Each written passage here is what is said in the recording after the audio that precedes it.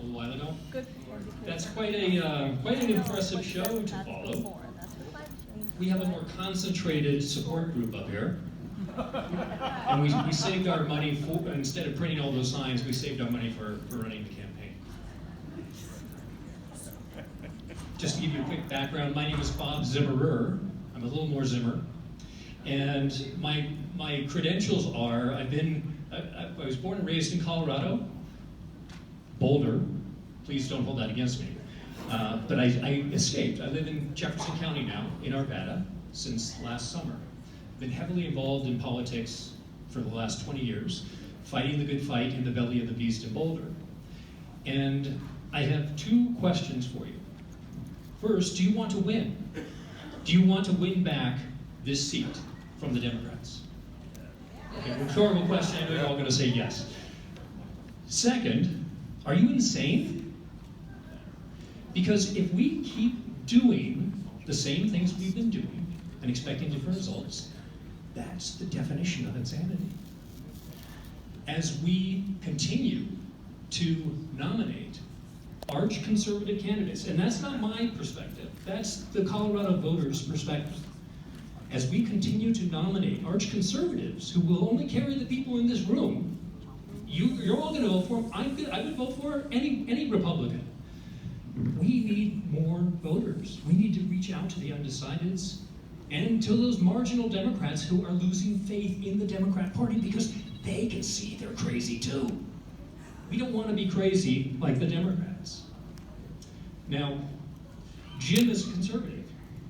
Jim has lived the conservative values. He's lived a conservative life.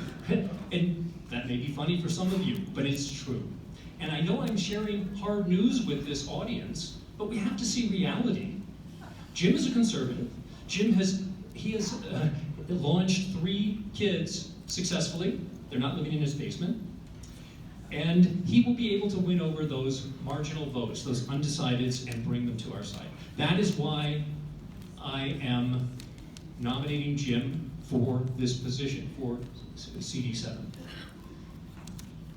Join me, please, in voting for sanity, in voting for Jim, so we can win.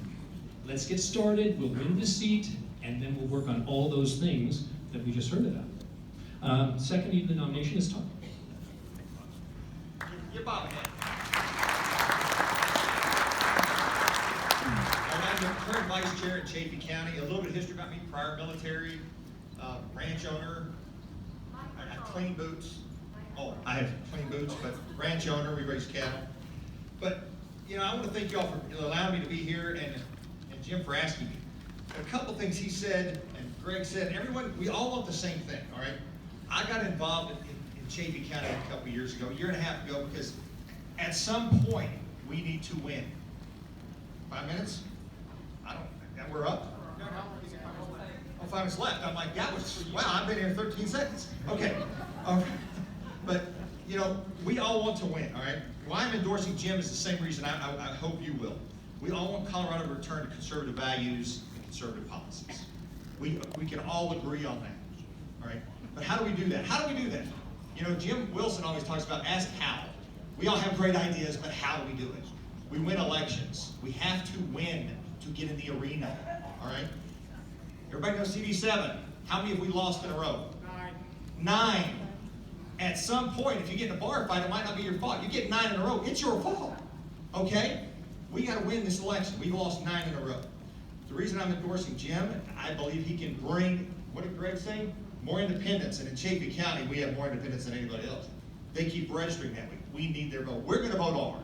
The D's are going to vote D. We're never going to change. I can't say what I'm thinking. It's not politically correct. They're going to vote D. We need the people to vote, okay? We got to win the election to change Colorado back to conservative. And that's why I'm endorsing Jim. I hope you do the same thing, Mr. Jim Henry. Good morning, delegates. Jim Hemingway, I'm a political rookie. I'm running in CD7, obviously. I've been married 25 years. I've got 3 kids. I recently retired as an analytics manager. I'm a gun owner and a Christian. I'm running because our country has problems, and the current incumbents have failed, and I don't see anyone on the horizon intelligently dealing with the problems that we've got. But my talking point is we've lost 9 straight in CD7. 57 to 40 has been the margin. How do you like those odds? We got to make changes. We have to pull 10 points of people from Brittany's column to our column. Politics is about addition, they say, and we need to do something. I've learned in the work world that if you are part of a relationship that goes sour or a process that fails, it may be everybody else's fault, but you have to look at your own behavior too. I'll give you 2 examples where our side has made some mistakes. Let's talk about spending. In 2012, you might remember, there were 8 Republican candidates running as in the primary. Mitt Romney was one, several others. This was in September of 2011. The moderator asked them, would you guys take a deficit reduction deal with $10 of spending cuts for $1 of tax increases? They all said no. And where are we today? Are we better off because they said no when they were tough guys and tough negotiators? No, we aren't better off. We're worse off. On immigration, I've said, secure the, Sergey says secure our borders. That's fine. That's a nice platitude. Everybody says that. Here's a story from Monday, Wall Street Journal, on how businesses are resisting E-Verify in Iowa and Arizona because it's burdensome to them. Well, you know why it's burdensome? Because it works. We have to recognize that there are factions within our party who are blocking reform. You have a binary choice this year. You've got one fairly conventional candidate, one candidate who's rocking the boat. I mean, he's got the campaign team, got the flyers, but this stuff is just not going to win by itself. I've told you where I think we need to make some changes.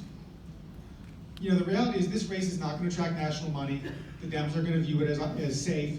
The Republicans will view it as out of reach, so that's not going to work. We're going to have some buzz. We're going to have some controversy. We're going to have some earned media. I'm going to NREL late in April on Earth Day to talk to them and make some contacts. Brittany would much rather face a candidate who says global warming is a hoax. You do that, you're going to get spanked in November. We should aspire to be the majority party again. And we should be candid about what that's going to take. We need to look smarter and look worthy of governing. Because people, you guys know, 57-40, what are you going to do? People in the middle have to take you seriously. You can't say weird things, and you can't come across as strange or extreme. We need elected officials who know how we got here, got into these problems, understand what the factions are, what the obstacles are, and how to get out of it. You've heard the definition of insanity. It's doing the same thing over and over again. If you want to do that, that's your choice, but I'm giving you another choice, so vote for me, Jim Hemingway.